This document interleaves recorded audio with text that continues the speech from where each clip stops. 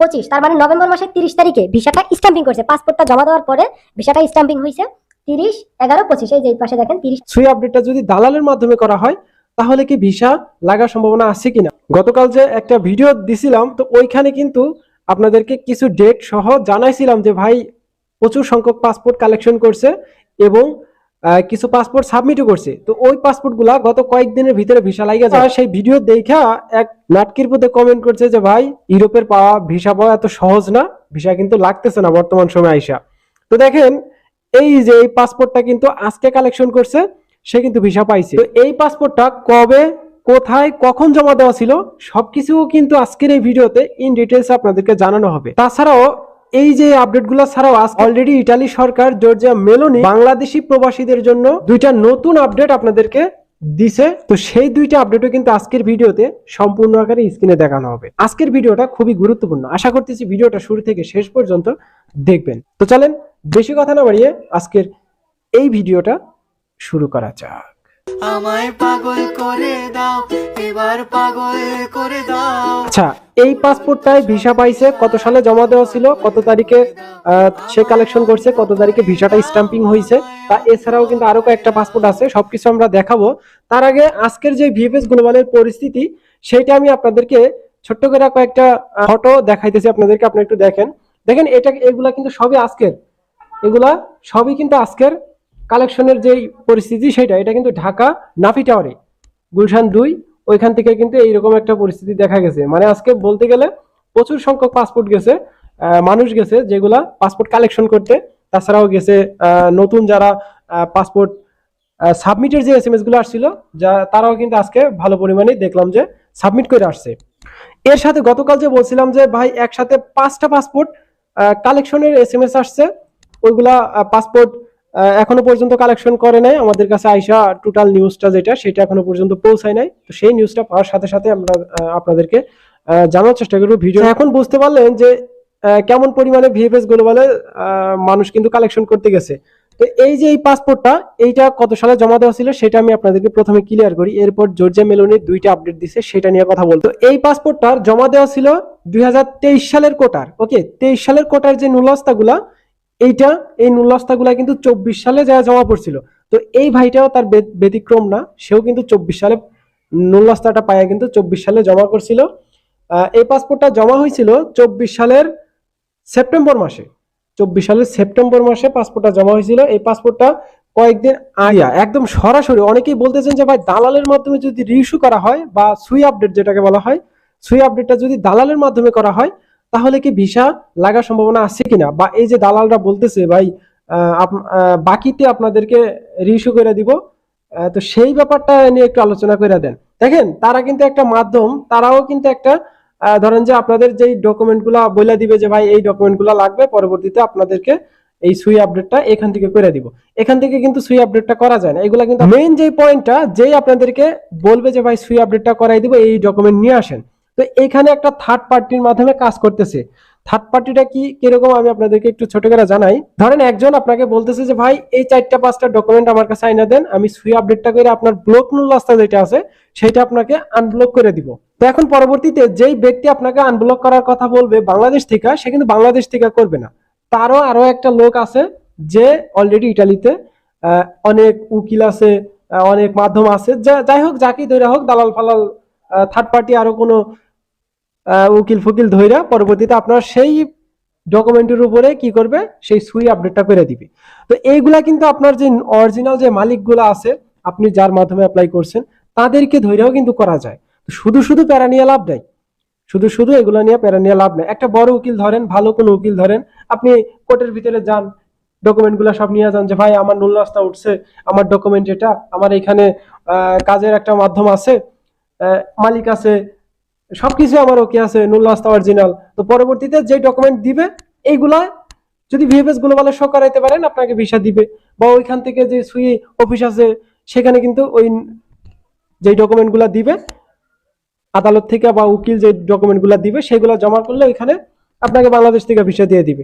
এছাড়া কিন্তু আর কিছু না। আনব্লক ব্লক এইগুলা নিয়ে ভাই নেটে দেখতেছি প্রচুর সংখ্যক কমেন্ট আসতেছে, ভাই এখন আমরা কি করতে পারি। এগুলা আপনি যে মালিক দিয়ে করাইছেন সেই মালিকের সাথে বেশি বেশি যোগাযোগ করবেন, প্লাস যদি আপনার আরো কোনো থার্ড পার্টি উকিল বা কেউ যদি থাকে, আত্মীয় স্বজন যদি ইটালিতে থাকে তাদের দিয়ে একটু করানোর চেষ্টা করেন।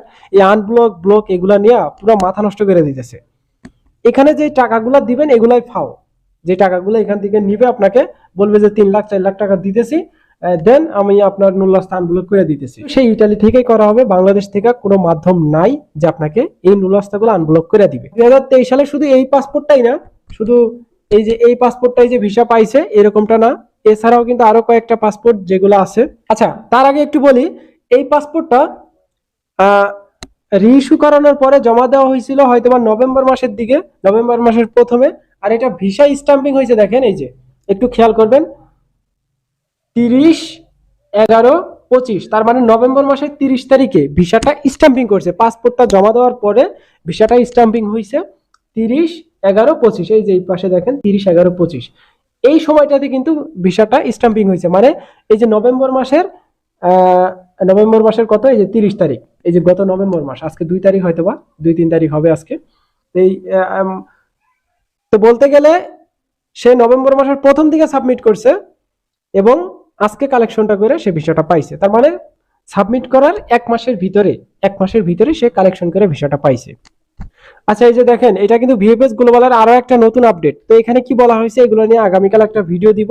এই ভিডিওতে আরো যেহেতু ইটালি থেকে আরো 2টা নিউজ আমাদের কাছে আসছে, এগুলা দিব। ভিডিওটা লং হয়ে যাবে। এই ভিএফএস গ্লোবালের যে আপডেটগুলো দিচ্ছে এগুলো নিয়ে কথা বলার সময় আপাতত এই ভিডিওতে নাই। আচ্ছা, মোটামুটি আকারে একটা যে পাসপোর্ট সেটা আমি আপনাদেরকে জানানোর চেষ্টা করলাম, বা এই যে পুরোপুরি আকারে কিন্তু ডকুমেন্ট সহ আপনাদেরকে দেখাইলাম। এখন আপনারা অনেকেই কমেন্ট করবেন যে ভাই এগুলা ভুয়া, ভাই ভুয়া হলে ভুয়া, এখন এগুলা নিয়ে আর কথা বলার কোনো মুড নাই। তো যাই হোক, মোটামুটি আকারে আজকে যারা পাসপোর্ট কালেকশন করতেছে বেশ ভালো পরিমাণ কালেকশন, প্লাস সাবমিটও আছে।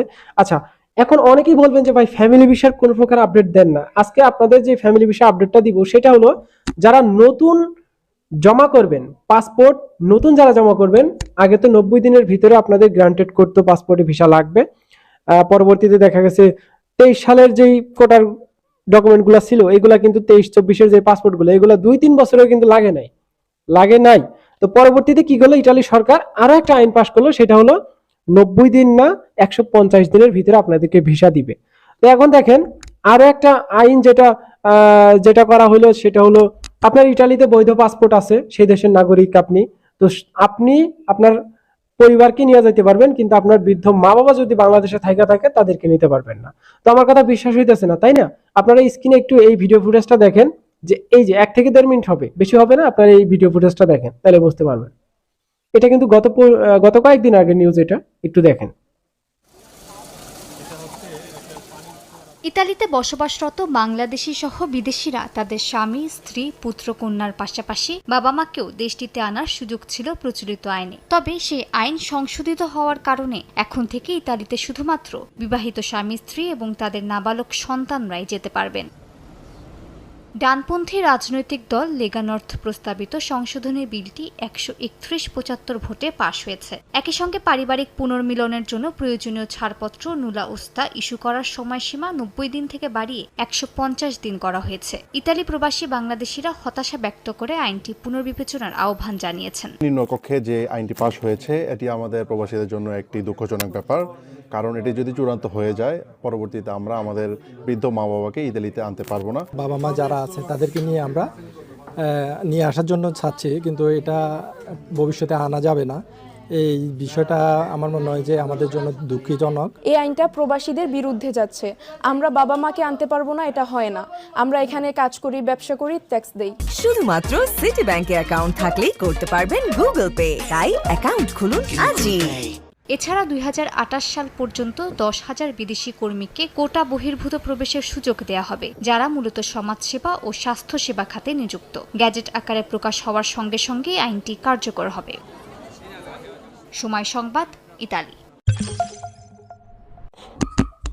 যাই হোক, মোটামুটি আকারে ভিডিওটা দেখলেন, এখন তো আপনাদেরকে বিশ্বাস হয়েছে যে আইনগুলা করতেছে এগুলো একদম বাংলাদেশের বিপক্ষে। মানে যারা প্রবাসী আছে, শুধু বাংলাদেশ না আরো কয়েকটা কান্ট্রি আছে, যারা তাদের দেশে কাজ করার জন্য যাইতেছে, তো তাদের বিরুদ্ধে একটা আইন করা হয়েছে। শুধু এটাই না, আপনাদের যে ফ্যামিলি ভিসা, যেটা 90 দিনের ভিতরে আপনার ভিসা পাসপোর্টে দেওয়ার কথা ছিল, বা আরো কিছু ডকুমেন্ট যেগুলা একদম লিগালি ভাবে আপনাদের পাসপোর্ট খুব দ্রুত ভিসা লেগে যাবে, সেটাও কিন্তু এখন একদমই মানে কি বলা যায় আইনটা একদমই পুরো বিগড়াই দিছে। আপনারা আরো একটা ভিডিও ফুটেজ, এটা ফ্যামিলি বিষয় নিয়ে, এটা একটু দেখে আসেন।